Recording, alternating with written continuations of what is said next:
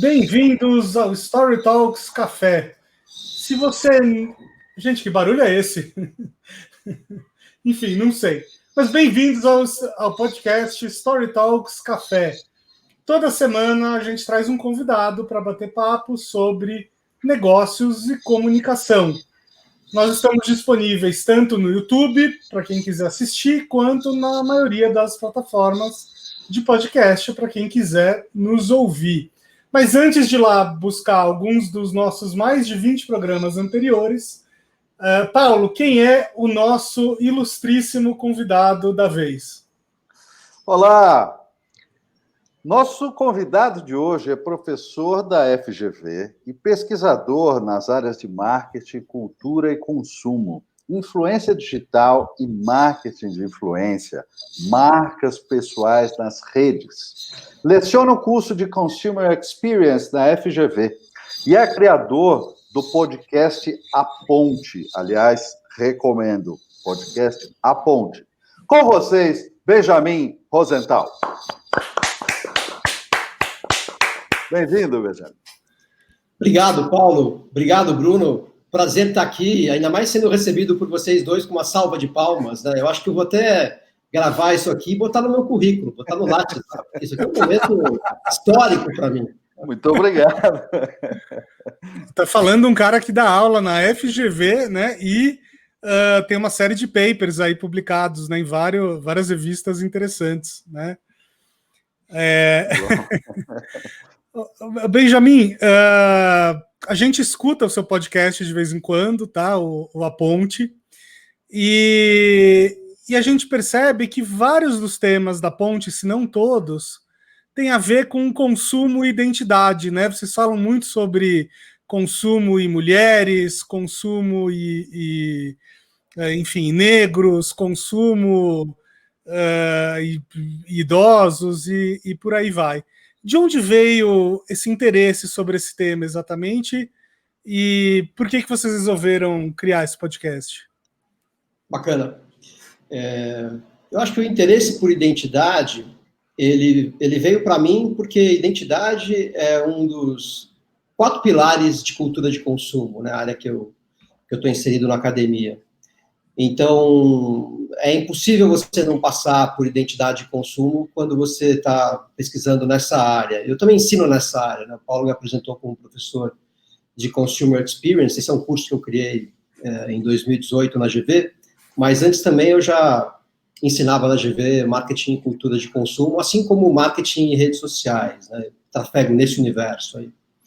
Então, nasce o interesse de eu ser um pesquisador que de diversas maneiras já tocou nessa área de identidade e consumo, né, e cultura de consumo. Agora, também vem meu doutorado. Uma parte do que eu fiz no meu doutorado foi tentar entender a identidade de pessoas mais velhas, maduras, que amadurecem com uma prática de esporte, a corrida e depois a natação, presentes na vida delas, né? E o papel importante que essa prática esportiva, que deriva dela, tem para a construção de quem essas pessoas são, enquanto elas amadurecem, envelhecem, etc. É um pouco daí que nasce esse interesse, Bruno. Muito legal, muito legal. E você tem uma extensa pesquisa, né, sobre a questão da maturidade, né? Você tem visto alguma coisa de como esse momento que a gente está vivendo impactou para esse público? Você pega o período do coronavírus agora? Sim, 2020, né? Esse ano maravilhoso. Eu não parei para estudar o impacto do coronavírus sobre os mais velhos, né? Eu até parei para estudar um pouco o impacto do coronavírus sobre consumidores em geral, tal, mas nunca os mais velhos. Agora, o isolamento social, isso é uma das coisas que a gente tem visto muito, né? Ele tem sido muito duro para os mais velhos, né? Porque eu, você, o Paulo, muita gente aqui que está escutando a gente, 10, 12, 14 horas por dia trabalha, está envolvido no trabalho, está aí digitalmente conectado com a sua profissão, com o seu meio, com tudo que gosta de fazer. E os mais velhos, eles quando não trabalham mais, eles ficam muito isolados, né? Estão isolados fisicamente da família, dos amigos, muitas vezes sem poder sair de casa e fazer coisas que gostavam. Então, assim, o abismo entre passar o período do coronavírus quando você é mais velho e não trabalha versus o que a gente vem sentindo é muito grande, né? Então, assim, certamente, até uma área interessante para estudar. Certamente está pegando muito mais pesado para os mais velhos. Benjamin, você que estuda aí a representação dos consumidores mais velhos, a representatividade deles na comunicação, tudo isso, mas esse ponto que você acabou de fazer me lembra uma colocação que, assim, aposentadoria é um perigo, né, rapaz? É um perigo, cara. Poucas coisas são mais perigosas na vida do que a aposentadoria, porque o cara aposenta, fica sem uma ocupação que não precisa ser estafante, que não precisa ser exigente para alguém que tenha muita idade, mas essa ausência de um objetivo, de um cotidiano produtivo, custa caríssimo, é perigosíssimo. Teus estudos chegaram a olhar para essas coisas? Como é que você vê isso? Quando você pega o conceito de envelhecimento ativo, né, active aging, ele passa por relacionamentos, saúde, segurança financeira, mas também sem um propósito, sem ter o que você faz no dia a dia, sem ter um sentido da tua vida, né? E esse sentido, na sociedade em que a gente vive, ele vem muito do trabalho, especialmente para homens, né? As mulheres um pouco menos, cada vez mais, mas um pouco menos, mas especialmente para homens. Então, quando você perde o trabalho, a tua vida precisa ganhar sentido de novo, né? E se você não acaba dando conta disso de outras maneiras, é muito ruim. Eu quero morrer trabalhando. Todo mundo tem medos em relação à morte, né? Como que eu vou morrer, em que condições? O meu grande medo em relação à morte é morrer numa condição em que eu não estou feliz, assim. Eu prefiro morrer trabalhando, morrer fazendo o que eu gosto de fazer. Então. Eu espero que tenha artigos ainda por publicar em processo de revisão quando eu estiver naquele dia morto, né? Vai ficar pós-mortem aí e tal. Porque, assim, é muito ruim, entendeu? Eu admiro o Niemeyer, que com 103, se não me engano, não esqueci quantos anos... Acho que sim, acho que sim. Ele morreu trabalhando, a prancheta estava cheia, a mesa estava cheia, né? Ficou o projeto por fazer ainda. Tal. Genial, maravilhoso isso, né? Mas, essa me fez lembrar uma frase do Woody Allen, quando ele diz o seguinte: eu não tenho nenhuma problema com a morte, eu só não quero estar lá quando isso acontecer. E na verdade, é uma visão muito interessante. Se você chegar no ideal de ter uma prancheta cheia de coisas para fazer e conseguir morrer dormindo, você consegue o ideal dessas duas coisas, não é, Benja? Olha, não precisa nem ser trabalho, tá? Sim. Pode ser qualquer atividade assim que você projeto, tenha. Né? Projeto. Eu tenho vários entrevistados das minhas pesquisas esportistas que já não trabalham, mas a vida deles tem sentido, porque pertencem a uma elite econômica, claro, tem os meios para isso, mas eles organizam a vida ao redor da natação e dos esportes e vai colocando uma rotina para si próprio, né? Às vezes tem atividades que são também trabalho, então é importante você se manter muito ativo, assim, né? É o que você falou, Paulo, a aposentadoria é um perigo, cara. Se você não souber lidar com ela, o que você vai fazer no pós-aposentadoria, né? É muito justamente perigoso. O que me deixa pessoalmente tranquilo com essa história é que a pilha de livros para ler na biblioteca, a vontade de livros para escrever, os álbuns que eu pretendo gravar, não vai dar tempo, cara. Eu certamente vou morrer com a prancheta cheia. Agora, você é um cara feliz. Esse papo tá me dando uma ideia aqui que esse é um mercado super interessante, né? O mercado, criar produtos para ajudar as pessoas a se manterem ativas ou redescobrirem o propósito depois do trabalho tradicional e por aí vai. Porque, claro, que existem vários mercados, né, para as pessoas mais de idade, e um deles que eu consigo imaginar aqui é, obviamente, o mercado de asilos, casas de repouso e tal. Mas o que eu estou pensando é uma coisa contrária disso, né? É manter todo mundo ocupado, com a cabeça ocupada, e, enfim, sei lá, e criar soluções para que essas pessoas encontrem alguma coisa nova para fazer. Tem alguma coisa nesse sentido que você tem estudado, assim, em algum outro lugar do mundo? Empresas interessantes? É muito difícil você garantir que toda uma população, né, da terceira idade, da quarta idade, elas se mantenham ocupadas, porque isso não é uma coisa que vem top-down apenas, né? Você pode top-down, enquanto governo, enquanto uma cidade, por exemplo, criar ferramentas para que as pessoas tenham facilidade de locomoção, para chegar onde querem. Então, o transporte gratuito é uma forma de fazer isso.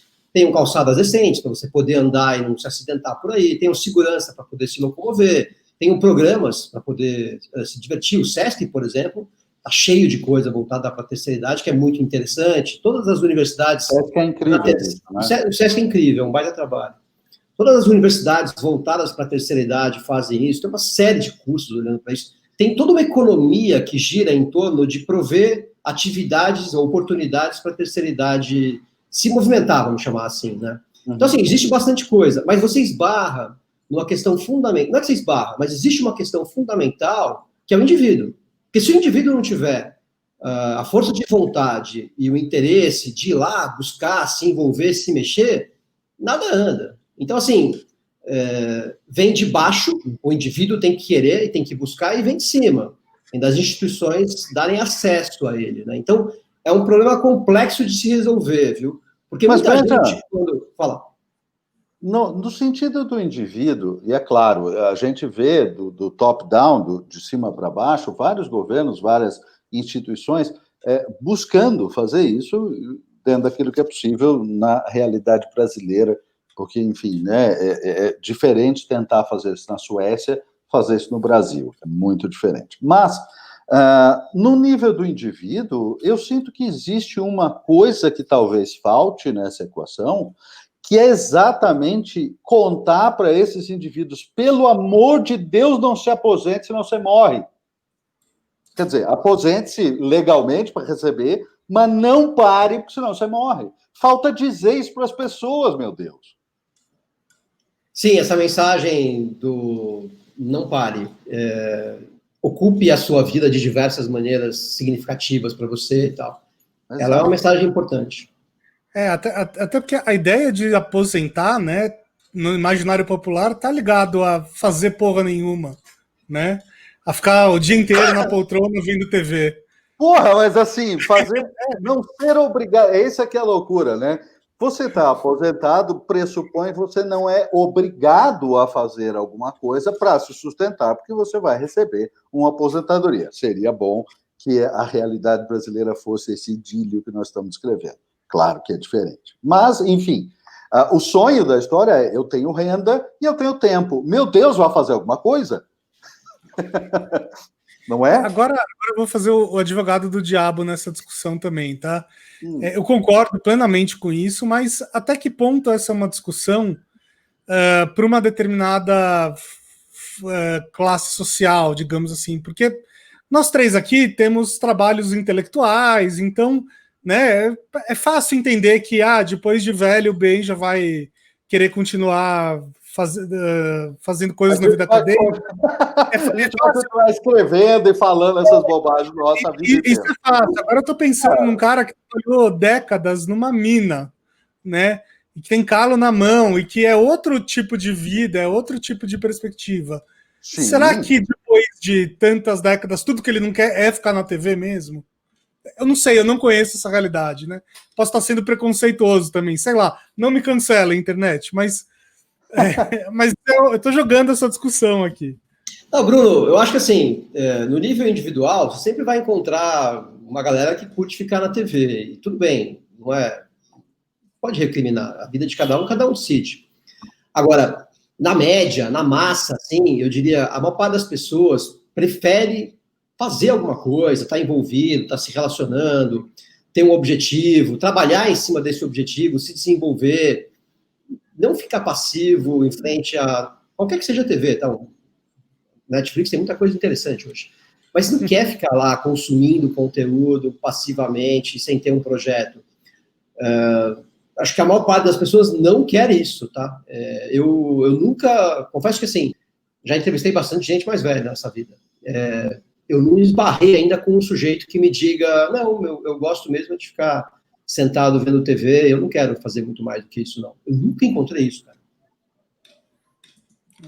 Interessante. Mas pois eu não sei se aí existe um fator também de uma certa... de não se sentir à vontade para falar isso, porque quando a gente observa, tem muita gente que vive assim, né, Benjamin? Vive assim. E aí, eventualmente, se for perguntar, aquela... Você se exercita? Um pouquinho. Da cozinha para o sofá, né? Então, fica uma coisa meio... Mas você sabe que, hoje em dia, a gente está redefinindo, né, uma série de limites para a idade. A gente, essa semana, teve um exemplo muito interessante.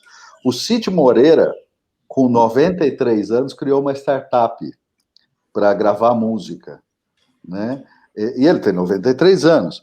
Mas tem alguns outros exemplos bacanas também. Roberto Marinho criou a Rede Globo, se não me engano, ele tinha 70 anos de idade.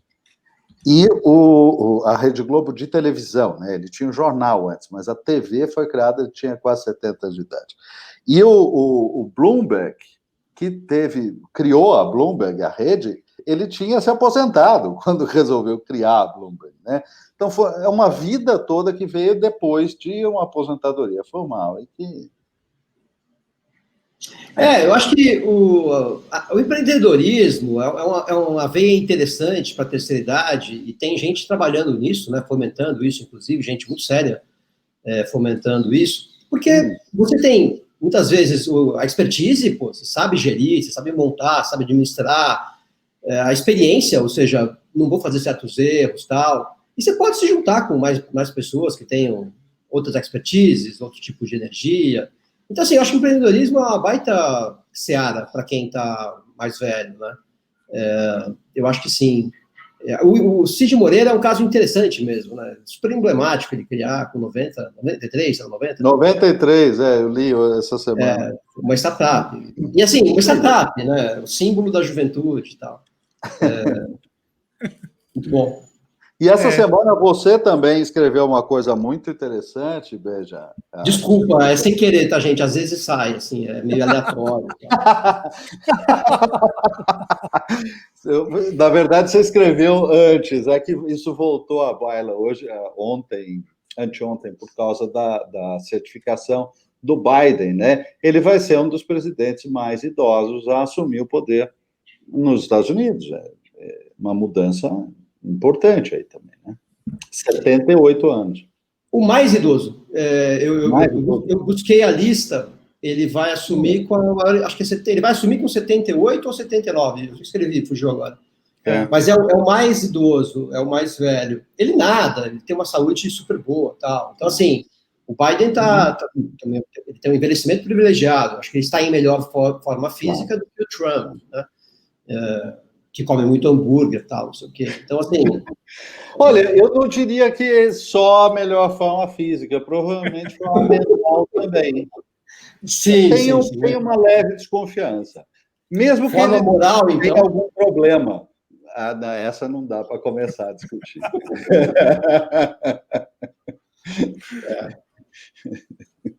Não, eu acho que sim, o Biden é um baita exemplo para... aquele papo, né, exemplos para a humanidade. Pessoal, desculpa lá do Piegas aqui, não era a intenção, mas o Biden é um baita exemplo, entendeu? Porque é uma pessoa que, desculpa, vencer o Trump não é fácil. O Trump é um baita adversário. Vencer o Trump com 77 anos de idade, assim, foi um baita desafio, foi uma baita vitória. Ele é um super sujeito para se olhar, assim. Tem uma coisa muito interessante no Biden, quando a gente pensa... Eu vou mudar agora de envelhecimento para marca pessoa, tá? Que é um tema que vocês gostam, né? Vocês andaram fazendo algumas coisas interessantes com isso e tal. O Biden é um baita exemplo de marca pessoal sendo construída, porque ele não é parte dessa... leva de políticos um pouco mais de extrema-direita, um pouco mais populistas, ou muito populistas, que se apresentam como anti-establishment, que se colocam como independentes do sistema e defensores da população. Ele não carrega todos esses traços de populismo, pelo contrário, ele se apresenta como alguém que trabalhou durante muito tempo no seu setor, que é um homem comum, um burocrata, até de certa maneira, um político tradicional, de certa maneira, e que vai ter uma certa racionalidade em tudo que vai fazer, e que não fica se vendendo. Não é a marca dele que está sendo vendida, é o trabalho que ele pode fazer pela população. Então, eu acho assim, tem um exemplo muito bom, indo na contramão de diversos movimentos populistas hoje, da construção de personas muito dependentes do seu carisma e da sua autoridade, e né, da sua personalidade encantadora. Não, ele vai numa linha muito mais racional, assim, ele é uma racionalidade, eu gosto bastante disso. Você acha que a gente está vivendo uma era de, como é que eu vou dizer, uma reascensão dos burocratas, assim? Ser burocrata voltou a estar ficando charmoso de novo? A gente está ficando com alergia de showman na política? É essa a questão, né? É essa a questão.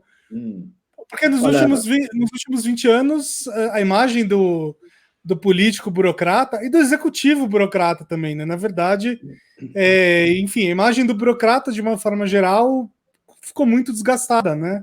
Por uma série de motivos. Você acha que existe uma tendência a gente voltar a ver esse tipo de perfil com mais carinho? Eu gostaria que sim. Eu tendo a crer que não tanto. Pelo seguinte, redes sociais. Quando você pega Twitter, Facebook, Instagram, as principais redes, né, todas elas favorecem a expressão de quem tem algumas características, ou um discurso muito encantador, assertivo, falo mesmo, despachadão, né, uma pessoa um pouco mais excêntrica até. O nosso presidente tem essa característica. Esse tipo de mensagem, ele encanta e provoca o ódio. Então, ele consegue atrair as atenções porque ele tanto agrada quanto provoca divergência, né? Então, ele tem uma vantagem na comunicação que outros não têm. Os mais moderados, né, eles acabam sendo chamados de chuchu, eles acabam sendo desinteressantes. Muita gente, inclusive, atacou o Biden por ser lerdo, por ser desinteressante, por ser uma pessoa que não tem o carisma do Trump, né? Então, eu tendo a achar que é uma exceção, infelizmente, por conta das redes sociais, que viraram uma das principais formas de comunicação entre o político e o seu público, né? A quantidade de pessoas que vêm das redes sociais e se tornam políticos, né? Mamãe Falei, por exemplo, é muito bom nesse sentido. É enorme. Então, assim, bons comunicadores são, acima de tudo, não apenas pessoas que comunicam, eles são personas muito interessantes, né? Então, assim, Bruno, queria muito, mas acho que não, cara. Agora, os resultados aí das nossas últimas eleições municipais mostraram um pouco essa reascensão do burocrata, né?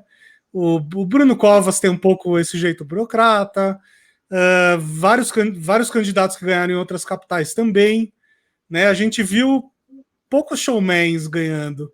E mesmo, acho que o maior showman que conseguiu ganhar aí as eleições talvez seja o cara lá de Minas Gerais, o Calil, né? E é engraçado porque ele é um showman burocrata, né? Porque ele dá resposta muito direta, o que é muito diferente do resto dos candidatos, mas ao mesmo tempo ele tem esse jeito super ponderado, super racional. Não sei se vocês puderam ver o Roda Viva dele, é uma personalidade muito interessante. Não assisti. Vejam a Roda Viva do Alexandre Calil, porque é um cara muito curioso, assim, é um cara que trafega nesses dois mundos de um jeito muito curioso. A definição que eu joguei aqui, se o mundo está ficando com a alergia do showman, eu acho que tem uma outra situação que pode eventualmente criar um certo contraponto a isso que está colocado, Benjamin, que é assim, por um lado é um fato que as personalidades mais retumbantes, mais glamourosas, né, carismáticas, elas têm uma vantagem como numa estrutura de comunicação tão aberta como a gente tem hoje em dia. Ok, até aí ok. Mas, por outro lado, se a gente olhar o fenômeno da criação do influencer, e aí eu vou sugerir e também querer ouvir você a esse respeito, porque é a tua área.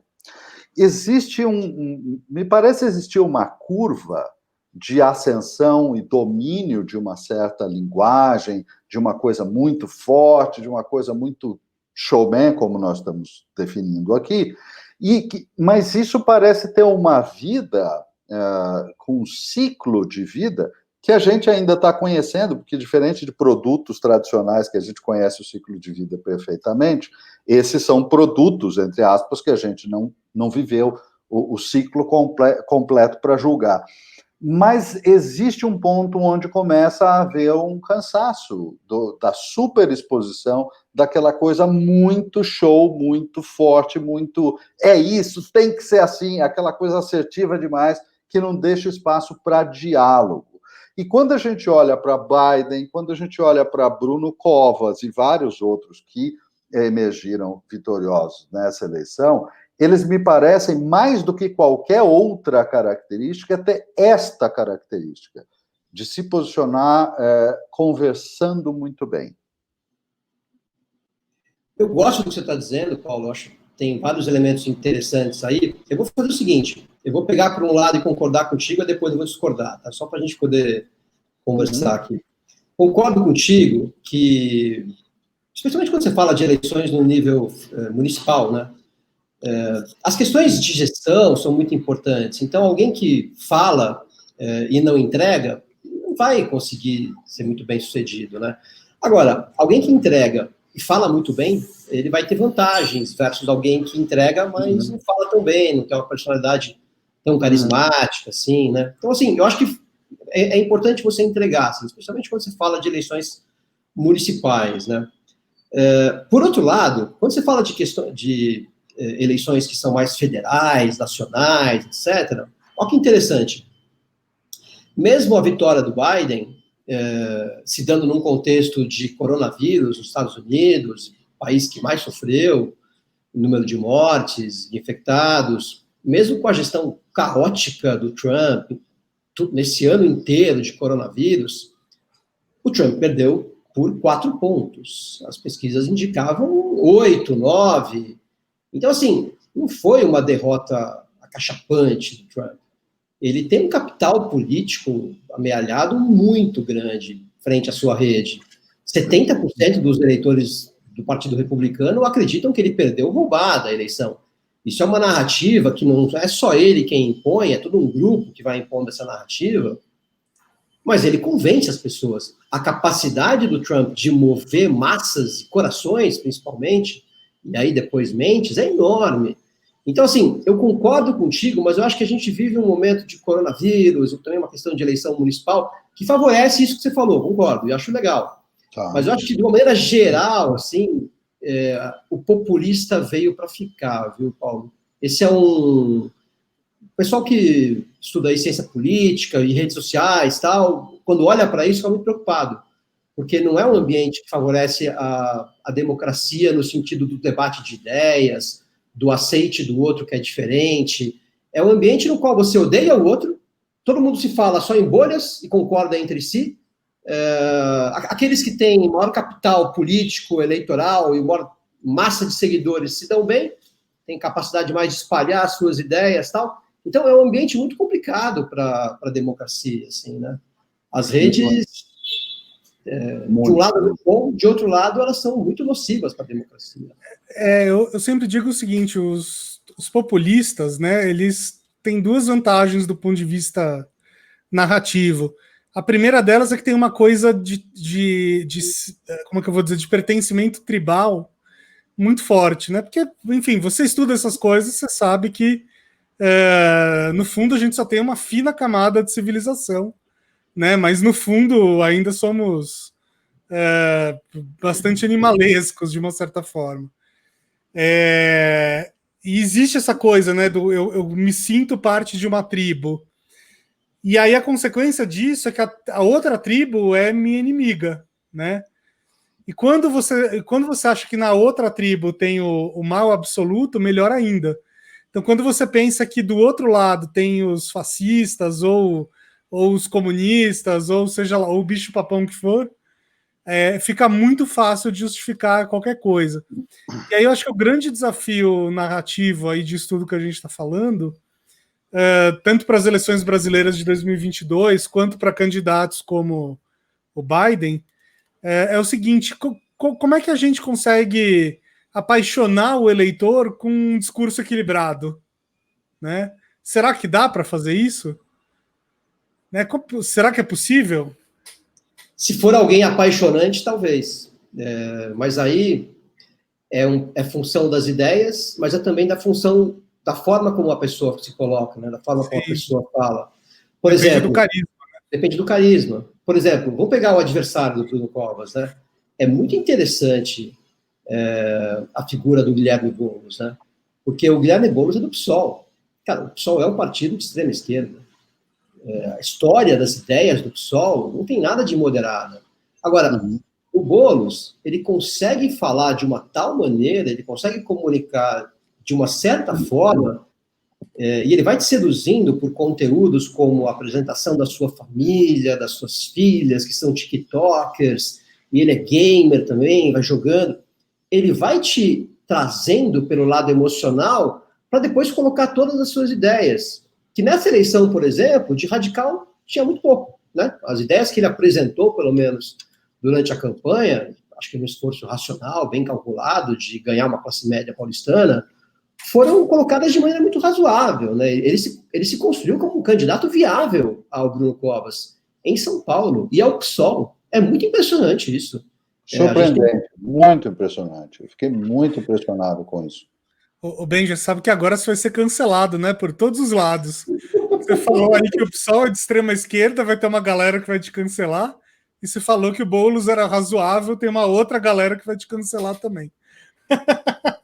É a história da minha vida, Bruno.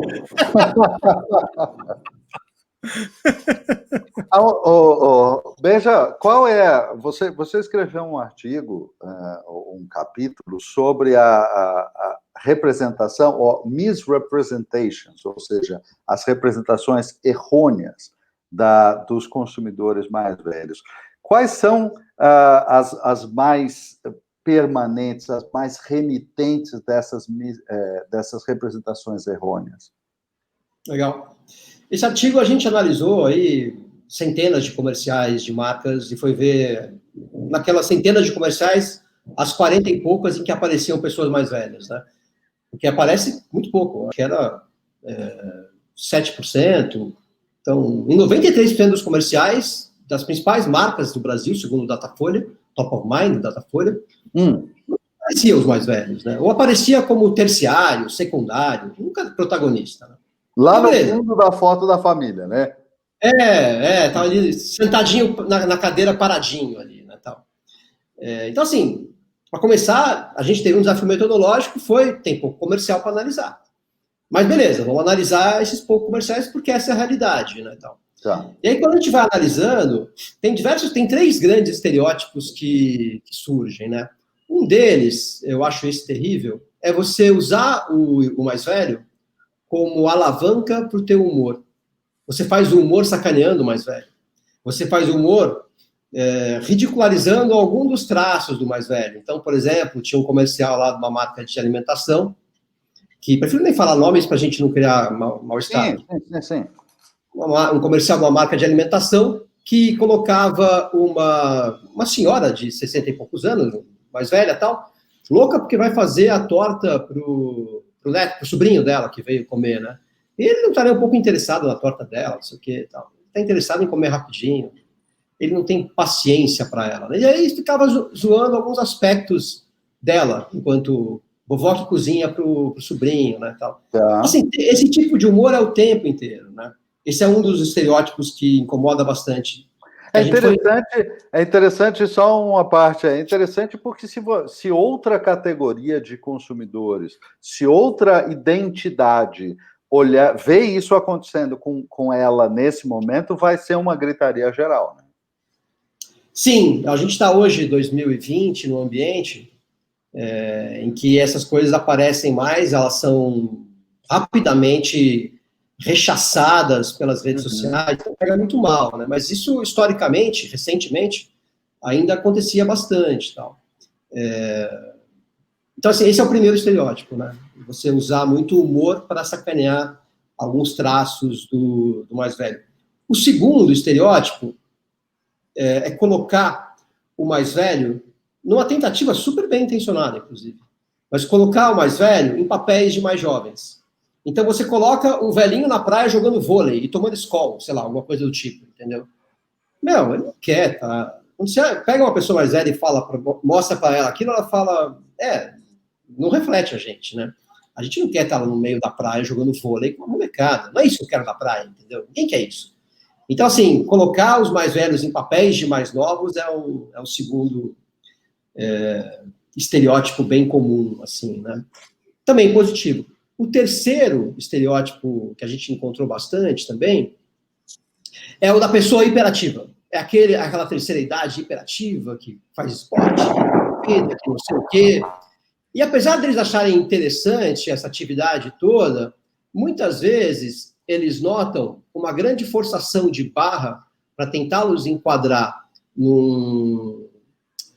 numa imagem de terceira idade ativa que também não os reflete perfeitamente. É curioso isso. A terceira idade ativa, plenamente, no seu exagero, ela é uma visão que o mais jovem tem do mais velho, talvez porque o mais jovem adora ser plenamente ativo, né?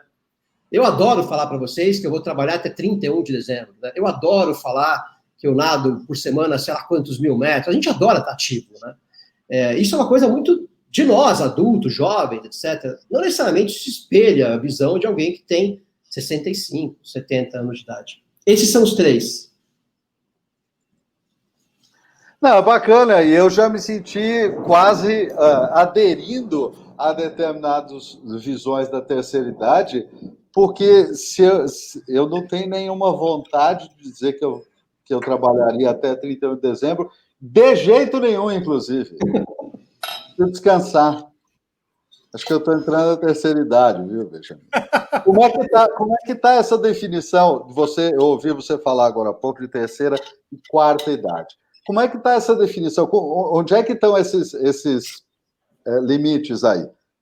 Hoje, né? Legal. Terceira idade é um conceito até mais etário. Ele, para alguns países, começa em 60 anos de idade, o caso do Brasil, por exemplo, para muitas políticas públicas, por exemplo. Para outros países, parte de 65. Então, ele é bem marcado pela idade mesmo, né? Quarta idade é um conceito mais ligado à fragilidade. A quarta idade, ela começa quando a pessoa perde a autonomia sobre o próprio corpo, sobre o que quer fazer. Então, ele é muito ligado à fragilidade, né? É quando você começa a ter menos capacidade de tocar a tua vida, né? Tá? Por questões físicas. É um apoio indispensável. Exatamente. Olha que interessante, não conhecia esse conceito. E ele serve para muita coisa, né? Legal. Muito importante, né? Muito importante que tenha essa clareza de definição, inclusive. Benjamin, eu queria sair um pouco agora do domínio aí da questão etária e ir um pouco para um outro tema que você trabalhou bastante também, que é femvertising, né? Publicidade feita para as mulheres e também escreveu a respeito, essa comoditização do feminismo. Women washing, é isso aí? Existe? Como é que é isso aí? Legal. Eu, pessoalmente, nunca pesquisei, eu meti a mão na massa, lá escrevi e tal, não sei o quê, sobre femvertising, né? Mas eu já orientei trabalho de mestrado sobre femvertising, eu leio bastante, porque na minha aula, no meu curso de cultura de consumo na GV, tem uma aula inteira dedicada ao feminino e o consumo, né? No qual a comunicação entra e tal. Então, eu conheço um pouco, assim, de femvertising. Mas o que a gente escreveu, o que eu escrevi, e o que inclusive foi tema de um dos episódios do nosso podcast, né, eu e com a Adriana, foi mais ou menos o seguinte: o que se nota muito em Femivertising claro, existe uma direção da sociedade para o feminismo, que é clara, é inequívoca, não tem volta. E tem obviamente, tem muita marca abraçando movimentos nesse sentido de maneira legítima, porque as mulheres da sua empresa querem isso, porque diversos stakeholders que estão circundando a empresa aí vão achar isso muito bacana. Às vezes porque seus produtos alinham com essas ideias também, né? Exato, se você vende para a mulher, seus produtos se alinham com essas ideias. Você hoje tem uma mulher que é muito mais liberal do que o homem, em geral, né, e que defende o feminismo e tal. Então, assim, faz todo sentido para as marcas e para as empresas entrarem nessa. Agora, o que acontece muitas vezes é que, ao entrar nessa, a forma como você faz, estamos falando de comunicação, é uma forma que dá uma lavada no feminismo. E é interessante como que essa lavada se dá. O que é a lavada do feminismo? Todo mundo vai lembrar aqui do que a gente falava nos anos 2000 sobre a lavada das empresas entrando na questão ambiental, né? Greenwashing. Greenwashing. É a mesma coisa. Como é que você lava o feminismo? Você tira do feminismo qualquer conotação política.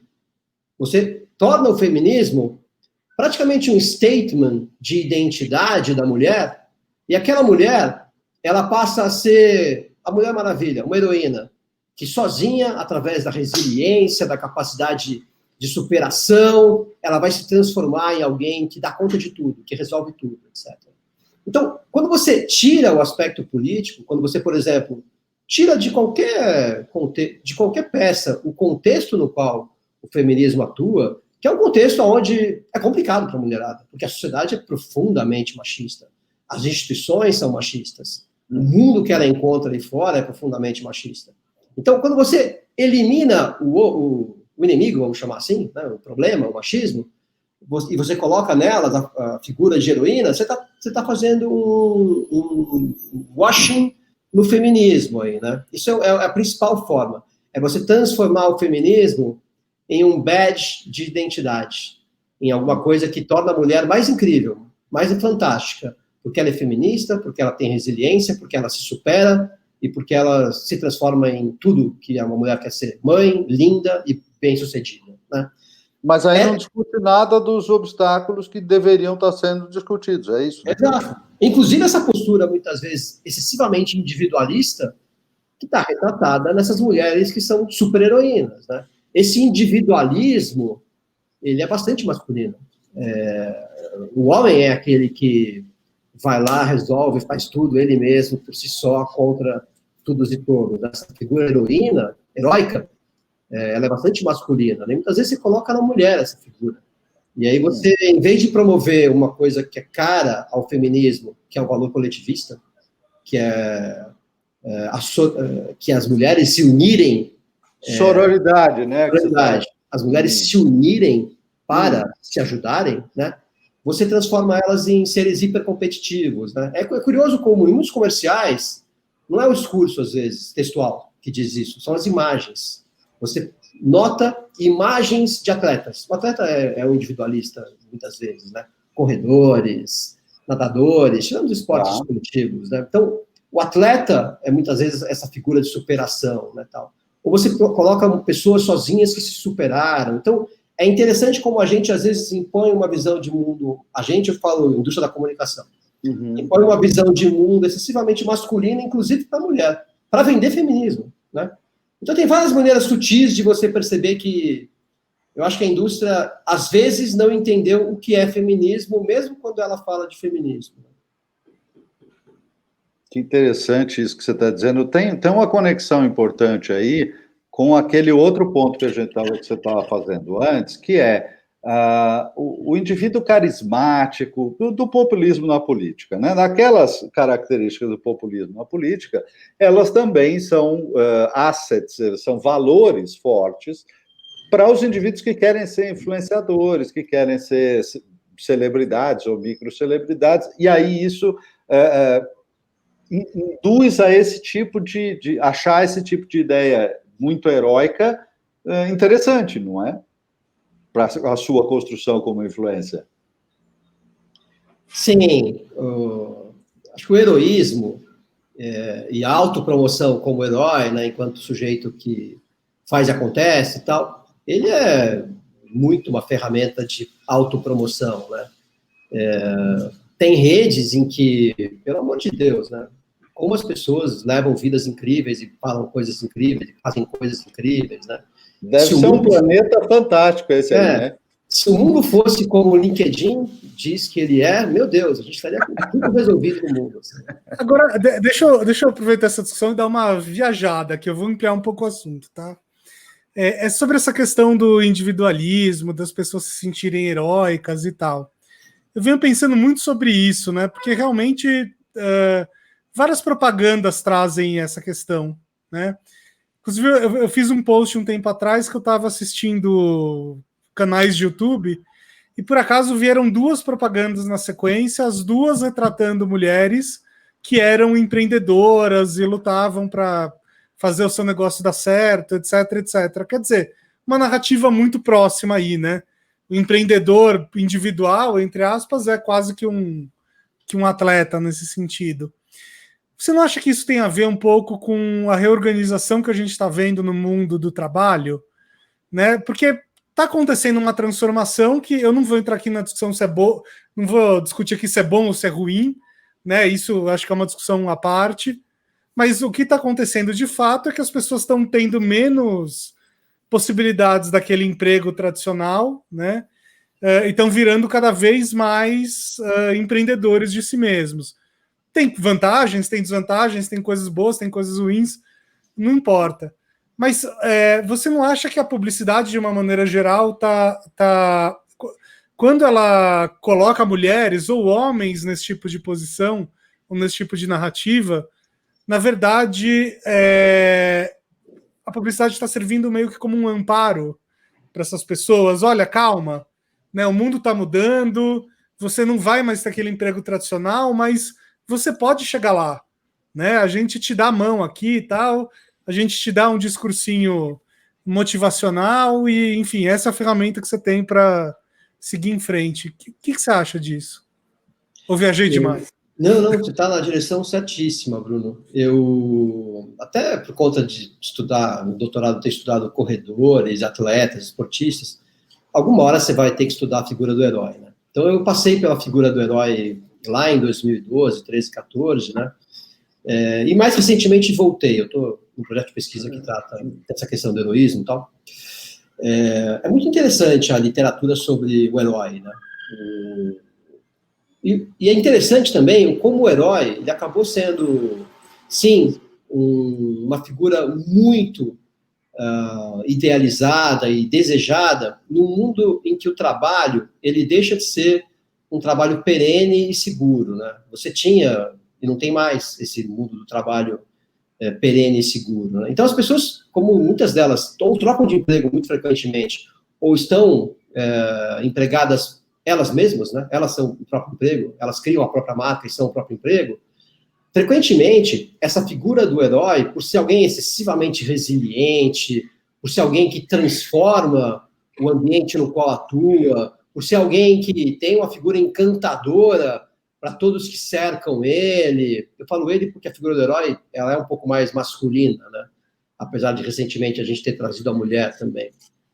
Mas por todas essas questões, a figura do herói, ela é sim um amparo para muita gente, né? Eu preciso ser igual, porque a vida é muito difícil, né? Eu preciso trabalhar, pagar as contas, pagar funcionário, eu preciso tocar a vida, eu estou sozinho.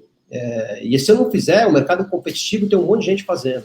Então, sim, a gente vive um ambiente de trabalho em que a figura do herói é cada vez mais valorizada, né? Então, muita gente hoje, quando vai se apresentar nas redes sociais mais ligadas ao trabalho, Instagram e LinkedIn, acho que são as duas maiores, né?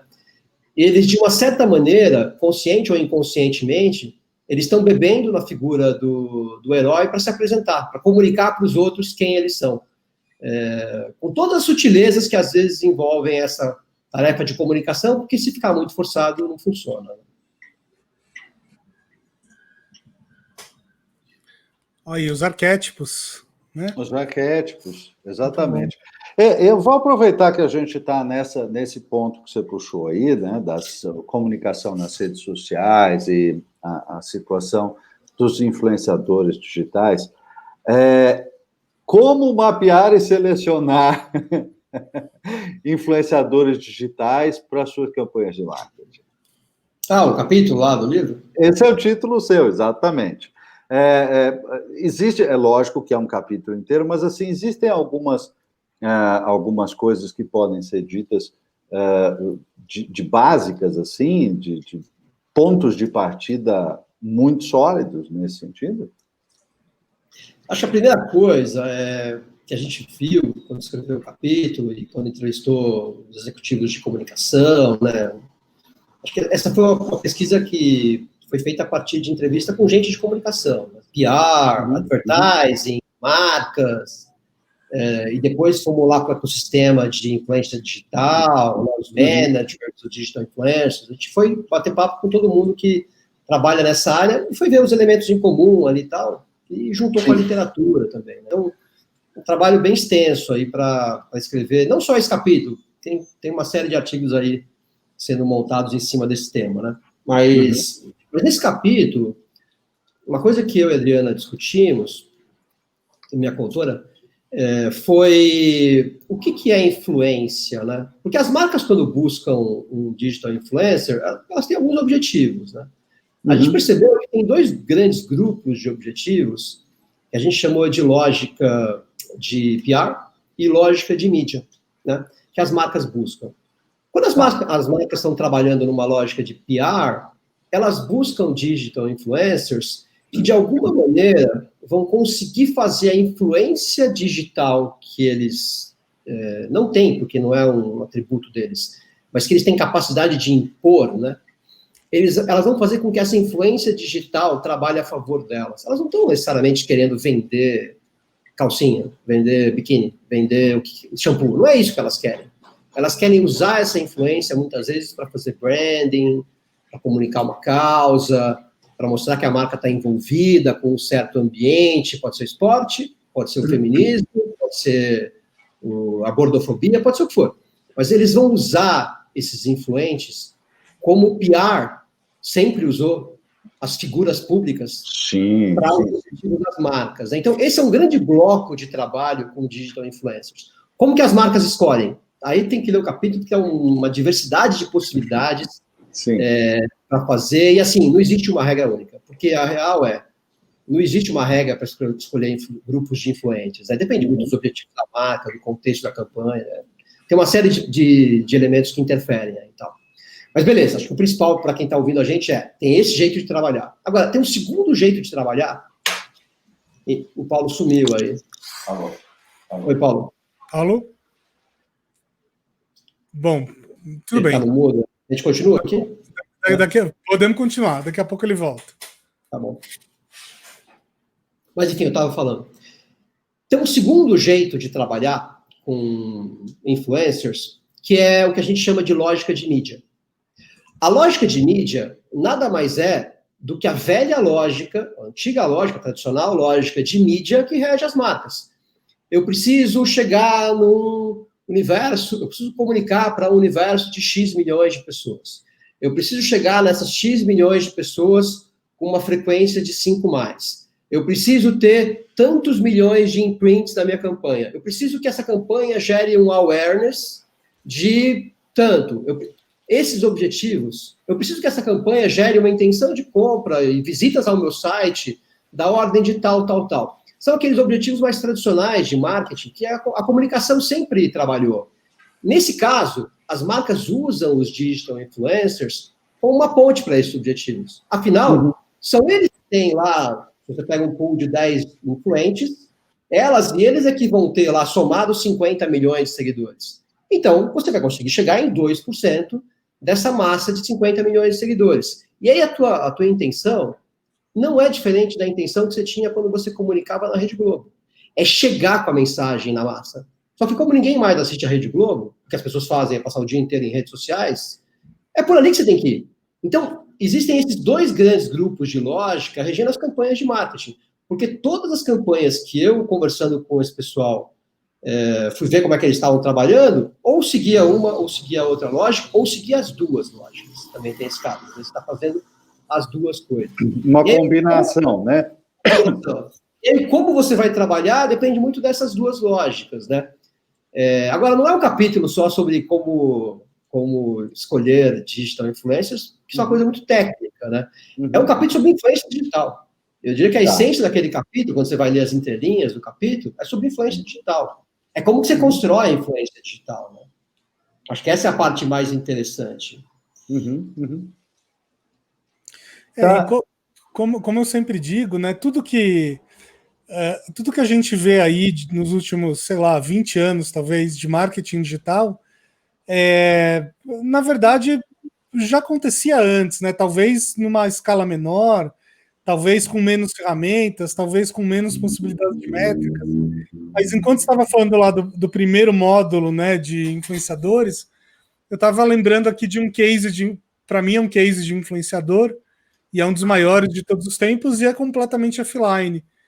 Não sei se vocês lembram quando a Pfizer lançou, como que chama? Aquela pílula azul, como que chama? Viagra. A Pfizer lançou a Viagra, que só tava o Paulo correu, você viu? O olho do Paulo abriu. Viagra. Você respondeu quase junto, hein? Você denunciou junto, então. Então, quando a Pfizer lançou Viagra, eles tinham um problema que o americano médio, na época, né, se não me engano, foi ali final dos anos 90, o começo dos anos 2000, alguma coisa por ali, mas o americano médio tinha muita dificuldade de assumir para ele mesmo que ele tinha um problema ali, né, de ereção e tal. Então, o que eles fizeram? Eles contrataram um puta influenciador, que foi o Charlton Heston, né? Colocaram esse cara num programa de talk show, eu não lembro qual deles, mas era o que tinha mais audiência, uma semana antes do lançamento, e aí, claro que era tudo combinado, né? Mas de uma maneira que pareceu muito orgânica, o Charlton Heston comentava, ali surgiu o assunto no meio da entrevista, de que de vez em quando ele dava uma brochada, né? E ele fala isso ali como se não fosse nada, isso vira o assunto da semana nos Estados Unidos e, coincidentemente, 7 dias depois, ou sei lá, alguns dias depois, a Pfizer vai lá e lança o Viagra, né? Coincidentemente. Para mim, esse é o melhor case de todos os tempos de influenciadores.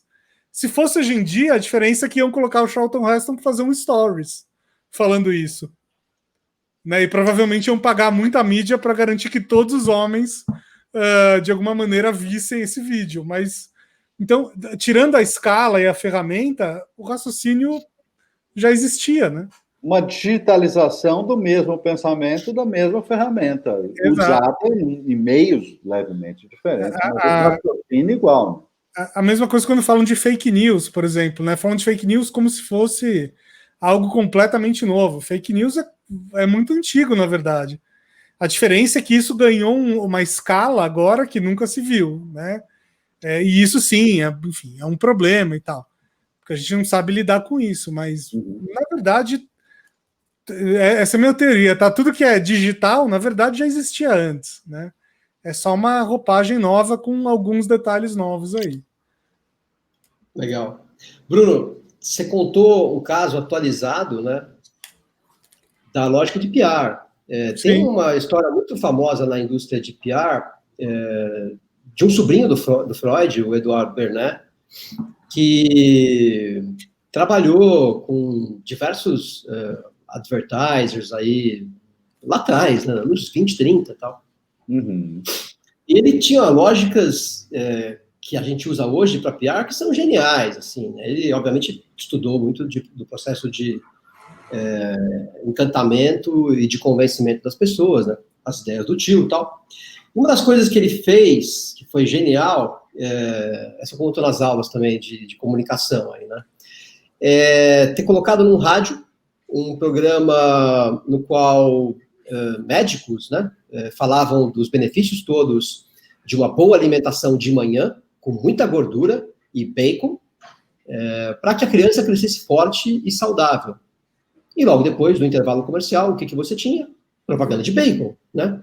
É a mesma coisa, é colocar no noticiário uma informação científica ou uma informação que alguém fala, né? Charlton Heston dizendo de vez em quando eu broxo, e logo depois você lança Viagra, né? É a mesma coisa. Essa lógica de você juntar a informação com, então isso é bom, ou isso eu preciso, então tá aqui a solução. Né? É muito uma lógica de PR. Acabei de lembrar de uma outra desse tipo, que foi o Popeye comendo espinafre, né? Que foi um personagem criado para isso, né?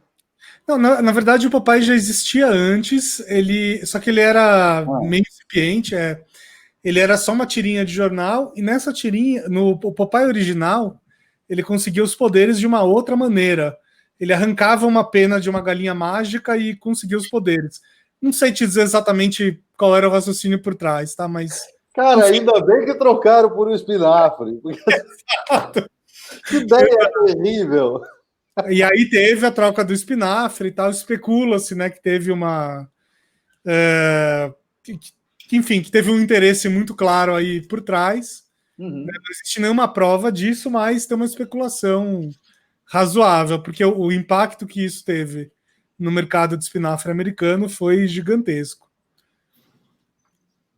Muito legal, eu não sabia dessa figura do Popeye com o espinafre tendo sido um case de PR, mas é um baita case, é muito legal, gostei.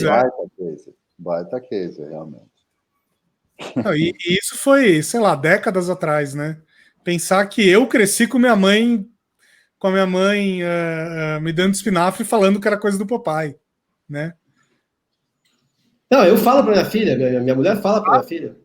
Mas e aí, come para ficar Popeye. A gente fala para ficar Popeye. Ela nem sabe quem é o Popeye, mas a gente fala essas coisas para ela. Tem Popeye atualmente, será? Não sei. Eu não tenho visto, assim. Não sei se tem passado, mas é que hoje essa pergunta é velha, na realidade, né, Bruno? Porque tem qualquer coisa que você quiser no YouTube, né? Bom, você vai assistir ou pôr para o seu filho assistir qualquer coisa. Na nossa época, as coisas entravam no ar e elas saíam do ar. Hoje em dia, as coisas só entram no ar, elas não saem do ar nunca mais, porque elas, no mínimo, estarão no YouTube, que é a biblioteca do Congresso do futuro. Né? Ela guarda tudo, cara. Aliás, vocês já pararam para pensar no que significa Popeye? Não. Top Eye, olho saltado. Olha... Nunca tinha pensado nessa. Bruno, o que você tinha fumado quando você descobriu isso? Pior que não faz muito tempo que eu descobri, fazem alguns anos, assim, poucos anos. Gente. Mas não é incrível?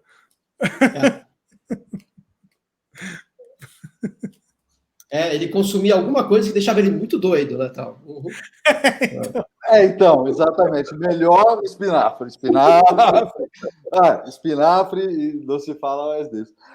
Benjamin, eu queria voltar para uma questão aí que a gente abordou em vários ângulos aqui, falou sobre a questão das faixas etárias, falamos também de questões de gênero.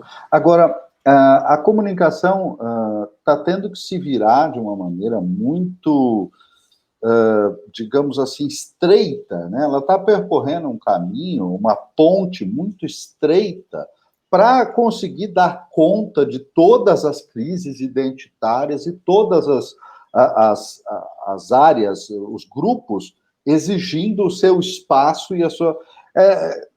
Às vezes a gente tem um pouco a sensação de que vai acabar criando uma receita de bolo que tem que ter isto, tem que ter aquilo, tem que ter esta minoria, tem que ter aquilo, e que vai impossibilitar fazer um comercial com uma criança correndo no campo. Como é que fica isso? Como é que você olha isso? Legal. Vou pegar essa questão por 2 ângulos, por 3 ângulos, vamos lá, que eu acho que são os mais importantes. Primeira coisa, ninguém quer saber de comunicação, né? O Bruno fala muito isso nos cursos dele também. Ninguém está nem aí para comunicação de marca, porque tem tanta coisa interessante acontecendo no celular, no YouTube, nas redes sociais e tal. Ninguém quer saber de comunicação de marca, né? Então, assim, esse é o primeiro ponto. As marcas foram perdendo relevância na medida em que o controle do consumo de conteúdo foi sendo passado para a mão do consumidor.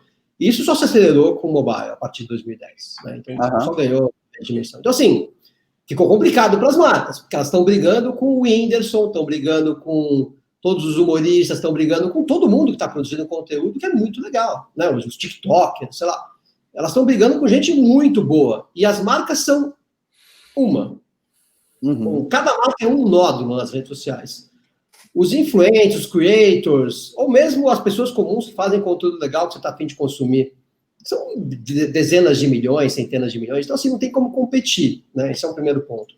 O segundo ponto, então, assim, as marcas enfrentaram, a partir de 2010, principalmente, um cenário muito adverso nas redes sociais. As redes sociais não foram criadas para as marcas, foram criadas para a gente poder consumir conteúdo mais interessante, né? Tá?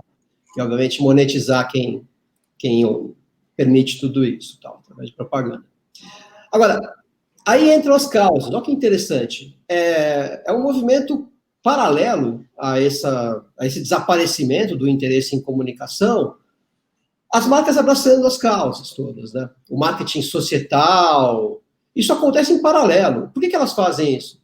Porque elas começam a perceber que duas coisas são importantes. De um lado, as empresas estão sendo cobradas por maior responsabilidade social corporativa e participação, e engajamento. Então, vem uma pressão social muito grande sobre as empresas, e quem não tinha tomado a dianteira é obrigado a seguir. Então, elas precisam abraçar, de um lado. E, de outro lado, elas percebem que esses conteúdos, quando bem desenvolvidos, eles interessam as pessoas, porque eles são profundamente identitários, porque eles falam de grupos, porque eles falam de coisas que colocam as pessoas moralmente do lado certo da equação.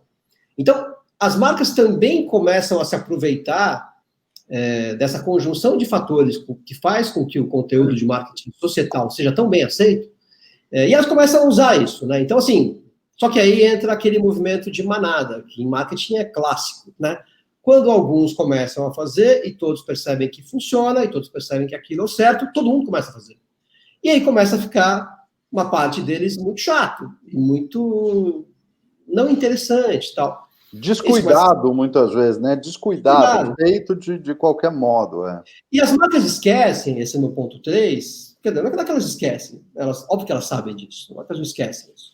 Mas as marcas também têm que levar em consideração que o que faz as pessoas pararem para consumir um conteúdo de marca ainda em 2020 é esse conteúdo ser interessante, ele ser criativo, ele ser bacana de ser consumido. Eu hoje assisti um comercial que eu me lembro de ter visto. Talvez eu tenha visto outros que eu não me lembro, mas um eu me lembro, que foi o comercial de Natal do Guaraná Antártica. Eu recomendo que todos assistam.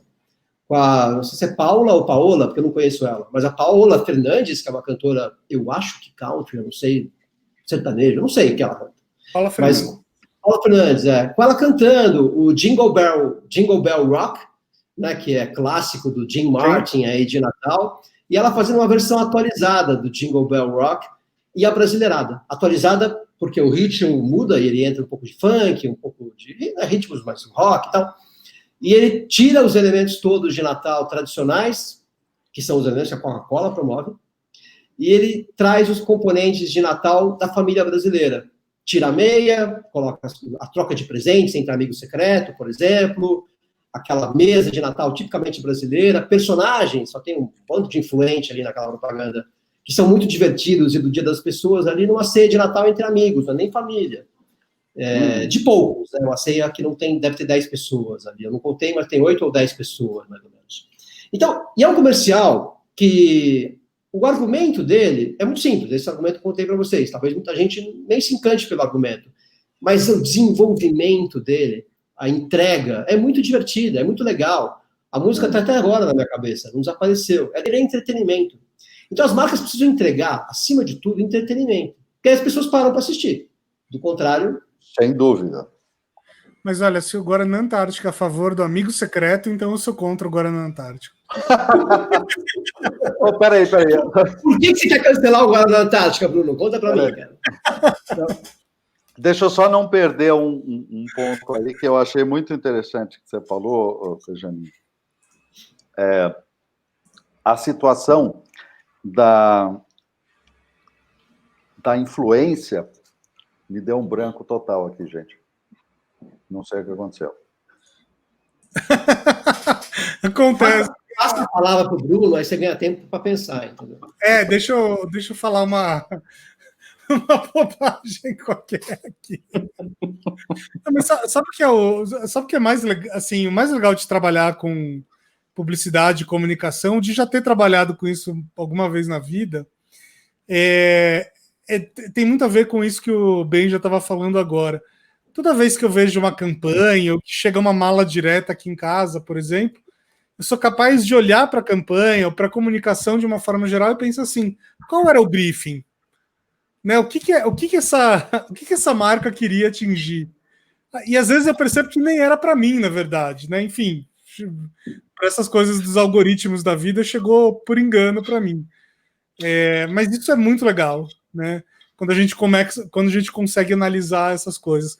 Por isso que não dá para fazer pesquisa com publicitário, né? Porque, enfim, é bastante enviesado. Eu lembrei o que eu ia comentar. Porque quando você terminou de descrever o comercial do Guaraná, você disse que ele tinha essa característica, quer dizer, ele foi consumido por você como entretenimento. Essa é efetivamente a glória do conteúdo de marca hoje, e a razão pela qual cada aula que eu dou dentro de uma corporação ou para um público corporativo, eu martelo 20 vezes para esta gente lembrar: entretenimento é um valor em si. Não pode esquecer disso, e as marcas eventualmente esquecem disso quando estão tentando justamente influenciar, mas esquecem de fazer entretenimento. Esquecer o mais básico que existe nessa situação. As marcas, muitas vezes, Paulo, elas acabam se levando a sério demais também. Né? As marcas são criadas e mantidas por seres humanos que cometem esse erro com uma frequência inacreditável, inclusive. Nós temos um propósito, uma missão, e a gente vai transformar a sociedade, não sei o quê. Tipo assim, cara, se é uma empresa ou se é uma ONG, ou se é um governo, o que você quer, né, tal? Cara, muito lindo o seu discurso, mas o que você faz é vender batata frita, cara. E faz isso de maneira divertida, gostosa, tá bom também, calma, né? E assim, trata bem teus funcionários, teus fornecedores. Começa por aí, né? Começa por aí. Essa é uma questão super, super importante. Não me venha falar de salvar o mundo para você tomar um processo trabalhista amanhã, porque, pelo amor de Deus, não tem condição desse nível de hipocrisia, né? Sabe que isso aí, aquele papo lá do feminismo mais enlatado e tal, me lembrou uma história que eu ouvi outro dia de um amigo meu que trabalha numa grande multinacional, aí eu obviamente não posso falar qual, e ele estava numa reunião sobre diversidade, ele faz parte do comitê de diversidade, né? Eles estavam discutindo lá uma série de coisas legais, interessantes e tal, e uma das coisas que eles estavam discutindo era sobre representatividade de minorias, né? E eles estavam lendo lá os guidelines que veio da matriz, né, americana e tal. E aí eles estavam discutindo. Chegou um momento que eles estavam discutindo sobre a presença de latinos. O que não faz nenhum sentido no Brasil, né? Porque, assim, teoricamente, todos nós. Você tem uma presença de 100% de latinos, né? E aí o cara parou para pensar. Isso, claro que ele não. Enfim, ele dividiu só comigo, né, no privado. Mas ele falou assim, pô, eu fiquei pensando ali, quem são os latinos brasileiros, né? Os latinos brasileiros, muitas vezes, são os imigrantes que vieram do Nordeste, por exemplo. E não tinha nenhum, e assim, não tem nenhum nordestino no board daquela empresa. Não tem nenhum nordestino entre os diretores daquela empresa. Naquele comitê não tinha nenhum nordestino. E os caras estavam lá discutindo presença de latinos, né? É muito louco isso, né? Mas que loucura isso! Como é que discute a presença de latinos na comunicação de uma empresa no Brasil? Pois é, então. Porque é enlatado, né? O que é tipo quando o Walmart abriu no Brasil e vendia taco de beisebol. Esqui pra neve. Esqui pra neve, né? Esqui pra neve, a mesma coisa. Algum catarinense comprou. Algum catarinense deve ter comprado, não é possível. O Urubici, o Birici, eu nem sei o nome, mas lá neva às vezes, né? Lá deve ter comprado. São Joaquim. Urupema, essa coisa toda. Benjamin, você é de São Paulo? Você é paulistano ou é de outro local? São Paulo. Tá. Você me lembrou um gaúcho, dizendo que é algum catarinense. Tem a rixa lá, né? Então, Muito bem. Não. E Benja, como é que está sendo a sua experiência de fazer podcast? Você lançou o seu podcast mais ou menos na mesma época que o nosso e tal. Como é que você tem sentido isso? Legal. Eu sempre tive a vontade de fazer podcast, né? Inclusive, era uma das ideias que eu tinha na cabeça quando você me convidou lá para fazer o teu curso, né? O Story Talk e tal. Não, desculpa, o nome do curso é Story Talk? Qual que é? Story Talk, né? Fiz no ano passado, eu acabei esquecendo o nome já. 30 e 31 de janeiro, gente, em São Paulo, hein? Ó, o Jabá. Foi combinado isso aqui. Eu levantei a bola, o Bruno já cortou ali. Né? Mas eu tinha muita vontade, né? Agora, é curioso porque eu não tinha ideia de como fazer, né? E tem todo um jeito de fazer podcast, né? Tem todo um trabalho aí que você tem que fazer. A gente, por exemplo, eu e a Adriana, a gente roteiriza, né? Então, a gente tem, claro, quais são as perguntas que vão ser feitas ao longo do episódio. A gente tem, às vezes, alguns exemplos que a gente fala, não, isso aqui a gente tem que trazer como exemplo e tal. Mas a gente deixa uma liberdade muito grande para a conversa fluir. Então, assim como a gente está fazendo aqui, vocês têm uns pontos aí que vocês listaram e tal, e a gente está seguindo, né, um bate-papo mesmo. A gente tenta fazer a mesma coisa. Porque eu acho que o podcast, como ele é um programa à la rádio, né, ele não pode ser uma aula, ele também não pode ser um monólogo, ele tem que ser um bate-papo. Você está escutando aquele bate-papo e se envolvendo com ele, é como se você estivesse na sala, participando dele, inclusive. Então, eu estou gostando muito da experiência de fazer podcast, assim, Bruno. E tem uma coisa que me encanta no podcast, que é a seguinte, eu adoro palco. Eu adoro uma sala de aula, apresentação corporativa, eu adoro falar. Eu amo aquele lugar. Faz parte daqueles 3, 4% da humanidade. Bem-vindo. Só que eu tenho um medo enorme da câmera. Então, assim, se eu tivesse que fazer podcast, que nem a gente está fazendo aqui agora, que eu já relaxei para a câmera. Mas, assim, eu tenho uma dificuldade muito grande de comunicar sabendo que tem uma câmera me filmando. E o podcast, não. Você está livre para falar. Se você quiser estar de cueca fazendo podcast, você faz. Se você quiser botar o dedo no nariz, você bota. Não vou colocar, não se preocupe. Mas, assim, você fica muito livre, entendeu? Então, é fácil você fazer podcast porque você só fala. É muito mais simples do que você ter que se comportar na frente de uma câmera, entendeu? Então, assim, se eu tivesse que fazer um canal de YouTube, por exemplo, eu teria que treinar, eu teria que relaxar mais, eu teria que ficar mais preparado para a câmera, entendeu? Mas o podcast não, porque, no fundo, ele é um processo de planejamento, imersão num tema qualquer, planejamento e depois uma conversa. E aí tem um trabalhinho de edição e tal, que é tranquilo, assim. Eu tô amando, Bruno. Eu e a Adriana, a gente consegue fazer um episódio a cada 15 dias, em geral, conta da nossa vida e tal. Então, tá assim, tá tranquilo, dá para colocar na agenda, tá saindo bem e tal. Eu tô gostando bastante. Pô, que legal. Eu consumo podcast há mais de 10 anos já. Porque, para mim, o podcast tem uma vantagem em relação ao vídeo, que é você poder estar livre para fazer outras coisas, né? Então dá para dirigir ouvindo, dá para passear com o cachorro ouvindo, dá para lavar a louça ouvindo, dá para fazer, enfim, qualquer coisa enquanto você ouve um podcast. E vídeo não, né? O vídeo te prende de uma certa forma.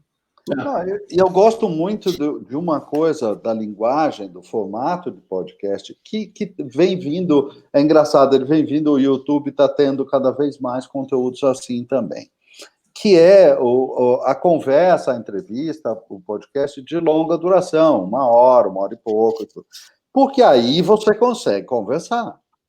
Porque esse, né? E entrevista de rede televisiva aberta não é entrevista.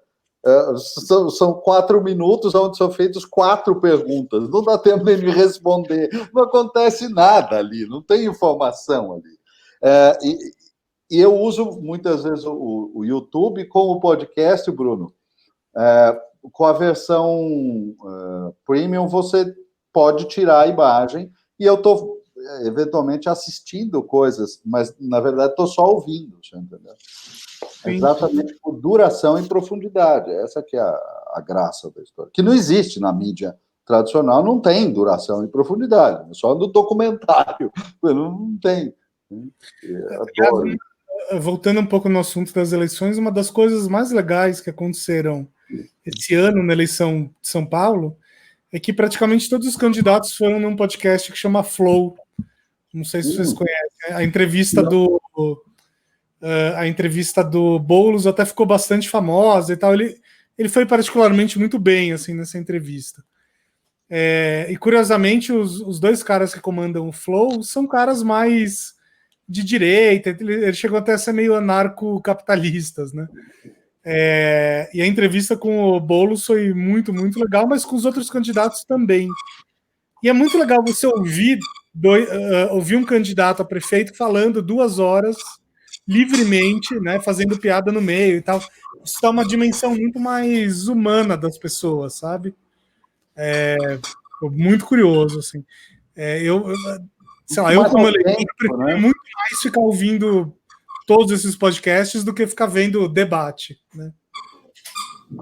Mas eu gosto de debate também, cara. Eu vou te falar que eu acho que precisa ter as duas coisas. Mas eu acho que tem que ter debate também. A pior coisa é quando não tem. Acho muito chato quando não tem debate. Ou quando o candidato não vai ao debate. Isso é terrível. Eu gosto dessa coisa informal do podcast, mas eu acho que o debate, se pudesse acontecer um podcast de debate, também seria muito interessante, tá? Também seria bem legal. Mas precisa ser mediado, precisa ser... Gosto muito. Desculpa. Eu achei muito interessante o que você falou, Paulo. Acho que o podcast talvez seja hoje a mídia de maior profundidade que tem mesmo. Sim. Eu não tinha pensado nisso, mas é verdade. Porque aonde você vai ter 1 hora, 1h30 para você tratar de um assunto? Né? Não tem mais isso. E é curioso porque, como é escutar, você consegue fazer isso com um grau de energia dispensada menor. Por exemplo, tem artigos muito bons de jornais. Eu assino, por exemplo, a The Atlantic, que é uma revista muito boa norte-americana. Muito boa, muito boa. Só que tem artigos que levam 40 minutos para ler. Então, assim, o tempo que você dispensa para ler um artigo de 40 minutos, ele começa a se aproximar um pouco de ler artigo acadêmico, né? É uma energia que você coloca ali e tal. Agora, escutar não. Escutar, você escuta um podcast de 1 hora numa boa, assim, no café da manhã, no carro, é super tranquilo, né? Então, assim, é muito interessante como se constituiu como a mídia mais acessível e rica ao mesmo tempo que tem hoje. E ocupou um espaço que o rádio ocupava na década de 40, 50, que era, aliás, a sua menção sobre o café da manhã indicou exatamente isso. Né? Era aquele horário que ligava o rádio de manhã e ia ouvindo as notícias e ouvindo as coisas enquanto fazia as outras coisas, né? Enquanto fazia o café, enquanto arrumava a cozinha, É exatamente esse encaixe aí que é muito, muito legal, né? Sim. Muito bom. Benja, além do seu podcast, você tem mais algum para indicar? Tem algum que você gosta mais? Tem. Vou até abrir a lista aqui. Eu gosto muito de um podcast chamado Hidden Forces. Ele trata de questões que às vezes oscilam entre a geopolítica, às vezes entra na economia, às vezes entra na tecnologia. O Hidden Forces eu acho um dos melhores que tem. Eu gostaria de consumir até mais podcast, Bruno. Estou até passando aqui pela minha lista para ver o que eu tenho escutado e tal. Mas eu tenho muito pouco tempo para podcast, porque o podcast, em geral, para mim, ele é de manhã, quando eu estou no carro indo para natação, 6h30 da manhã, e quando eu volto para casa. E um pouquinho quando eu estou no café da manhã ali, e depois eu raramente consumo, né? Porque o meu momento de consumo de podcast é esse. Depois eu vou ler artigo, eu vou ler um livro, eu não entro tanto mais, nem no celular, espero, e nem no podcast aí, né, tal. Então, Então eu acabo consumindo pouco, assim, né? Eu sempre escuto da Folha de São Paulo, toda manhã eu tento escutar um pouquinho achei Café da Manhã, Café da Manhã da Folha. É bem legal isso. Esse eu gosto. O Mamilos é um que me agrada, eu de vez em quando escuto também. Eu gosto muito das entrevistas que como chama ele, meu Deus, o careca lá? Oh, meu Deus, que fazia aquele personagem do jornalista lá. Nossa, eu tô... Ah, sim, Marcelo Taz. O Taz. Eu gosto muito do podcast do Taz, com entrevistas. Outro dia ele fez uma entrevista com o Fagner, o cantor, que foi genial. Foi uma delícia a entrevista dele com o Fagner. Então, assim, eu tenho gostado muito de alguns, assim, mas eu consumo de vez em quando. Eu não consumo também tanto. Todo dia um pouquinho, o Café da Manhã, e toda semana o Hidden Forces. Esse sim eu tenho regularidade. O MIT tem um também, acho que são 15 minutos o nome. Ou não, Three Big Points, uma coisa assim. É um podcast do MIT. O MIT é impressionante, né? Isso eu também gosto. Como eles produzem coisa boa, né? Incrível. Para quem gosta de negócios, tal, também tem outros podcasts muito interessantes, tal. Tem um da Tribo de Marketing, que a Fernanda Belfort toca, que é muito bom, entrevista vários executivos legais, tal, vale a pena. Tem outros aí que são bons, tal. Muito bom. Gente, já estamos chegando aqui em 1h25 de duração. Paulo, agora me deu um branco aqui, eu tinha uma pergunta. Não, tá. Branco agora. A gente normalmente faz programas próximos, né, de 1h30, aproximadamente isso. E, eventualmente, quando a gente faz o programa ao vivo, aí tem interações de público que tornam um pouco maior. Mas, normalmente, nós fazemos nessa faixa de 1h30 mesmo. E eu gostaria de dizer também que esses brancos que eu tive e que o Bruno teve, eles provavelmente são reflexos de duas coisas. A primeira delas, um ano de 2020, que foi dificílimo para todo mundo e para nós temos que agradecer muito. Foi um ano muito bom de trabalho, tivemos muito trabalho. Agora, de qualquer modo, muito trabalho, mais 2020 igual um nível de cansaço, que é pela razão que nós estamos à beira à beira das nossas férias. À beira das nossas férias. Não, do colapso não, das férias, para não ter o colapso.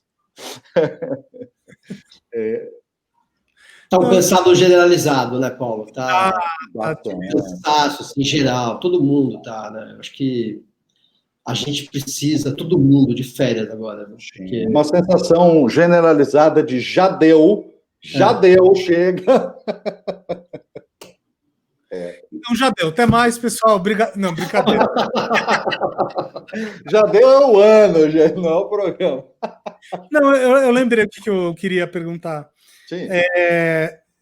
Beija, você tem um jeito de se posicionar nas redes que lembra muito o meu próprio jeito, né? Eu gosto de te ler e eu gosto de te observar porque eu acho que a gente tem algumas coisas em comum. Vocês são provocadores, vocês são muito provocadores. E, assim, isso não significa que a gente concorde em tudo, às vezes eu discordo, às vezes eu concordo, mas não importa, o jeito é muito parecido, né? E você tem esse jeito de, ao mesmo tempo, estar na sala de aula e provocando o tempo todo nas redes sociais, e falando de vários tipos de assunto, e se posicionando, e sendo cancelado. E às vezes eu leio os comentários dos seus posts e eu vejo que tem alunos seus ali que falam, professor, mas isso você está sendo comunista, você está sendo nazista, você está sendo não sei o quê.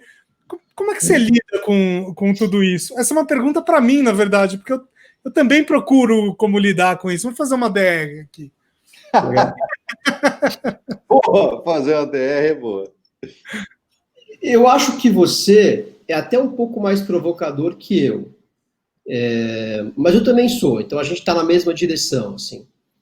E você é um cara que toca o próprio negócio, então você não corre nenhum risco, né? Eu trabalho na GV. Não, só o risco de perder um monte de cliente.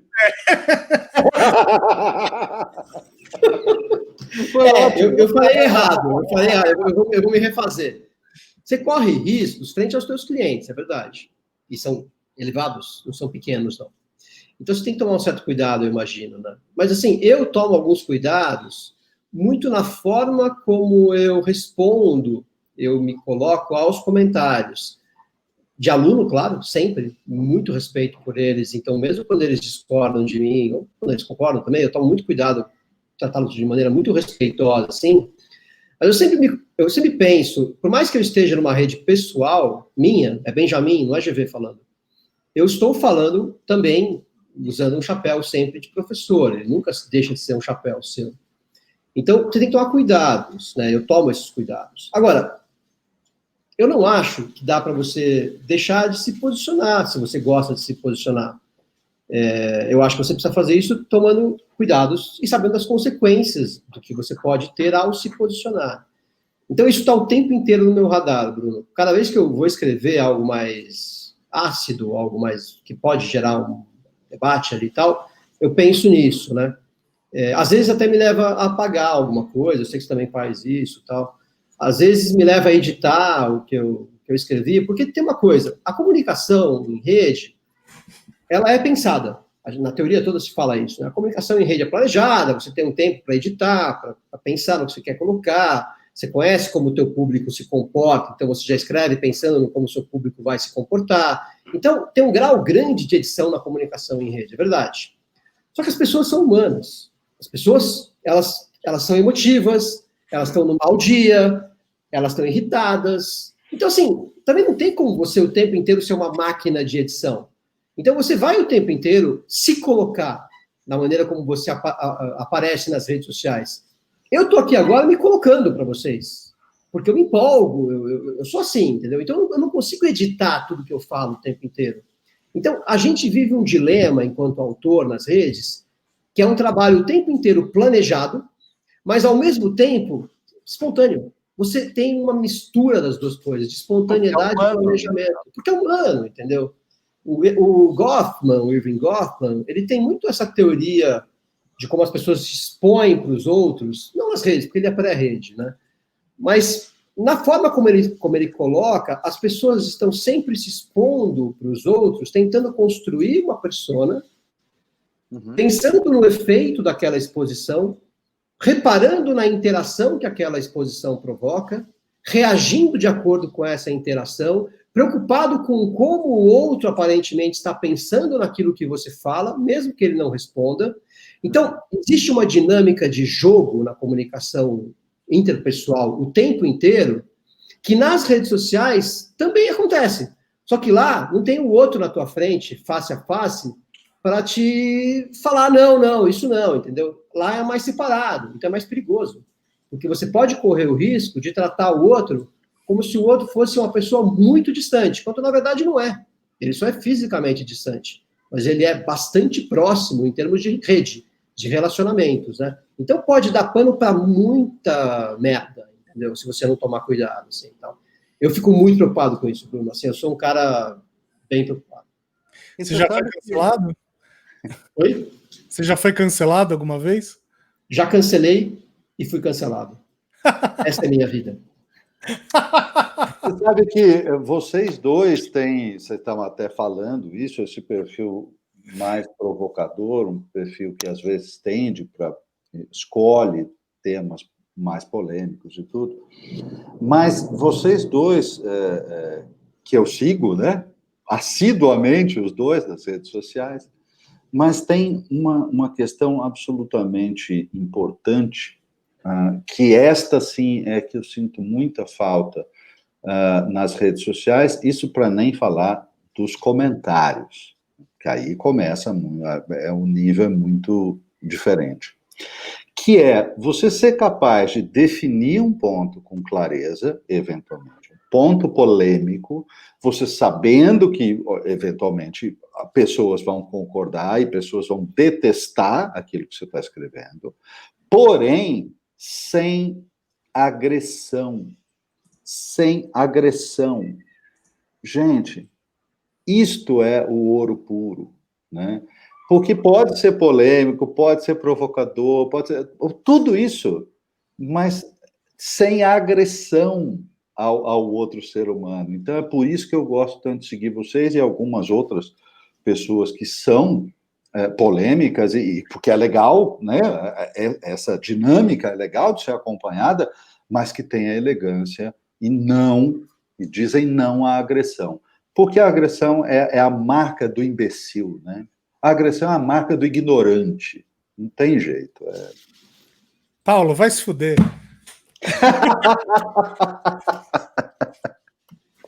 Paulo, tem uma coisa que nós três somos professores. Sim. Então, a gente sabe e a gente sabe a importância de manter uma dinâmica de comunicação num grupo em que não haja agressão, entendeu? Porque senão uma sala de aula, você sabe que não pode haver. Você perde. Então, assim, eu acho que a gente tem disso, é claro. Então a gente tem isso meio que no DNA já, entendeu? De saber conduzir uma comunicação e uma conversa sem partir para agressão, entendeu?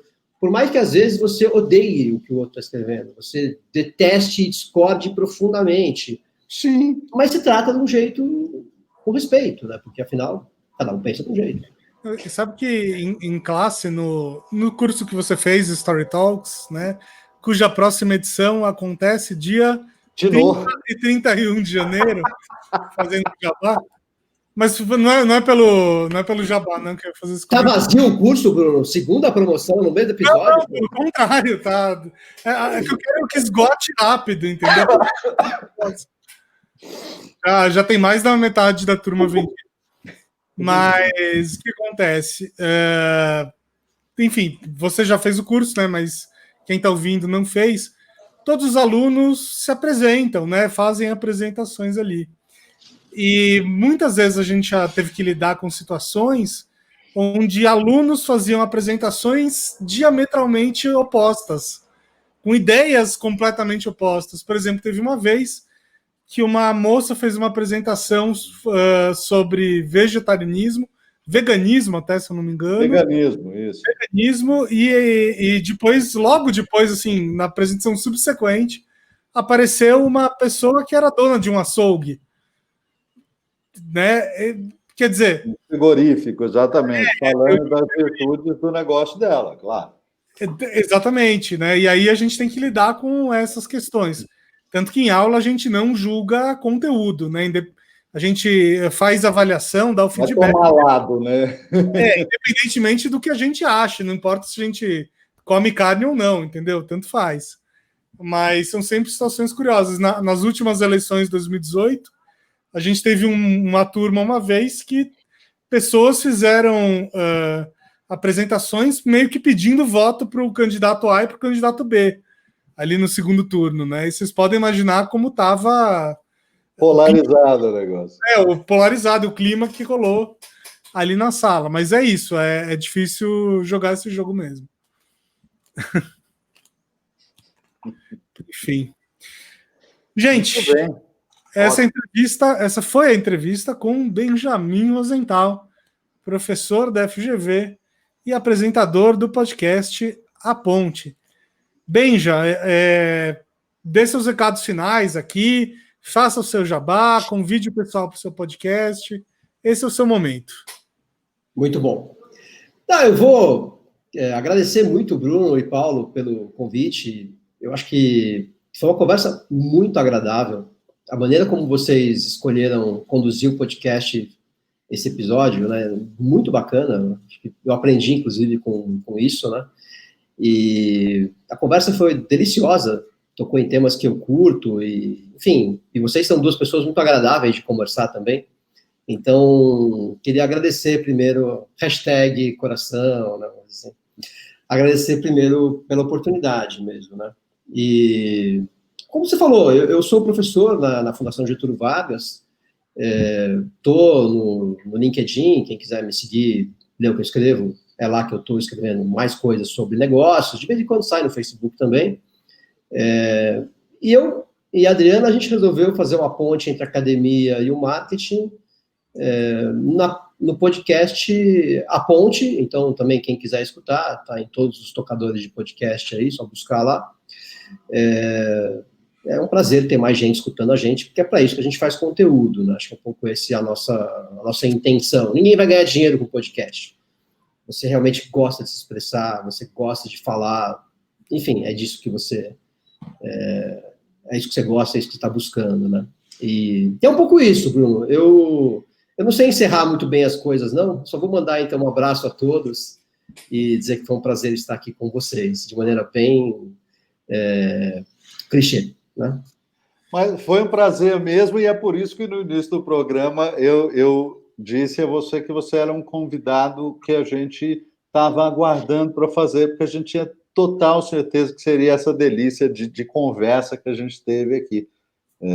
Muito, muito obrigado pela tua presença e pelo teu brilhantismo todo nessa conversa. Obrigado, Benjamin. Sigam o Benjamin nas redes sociais.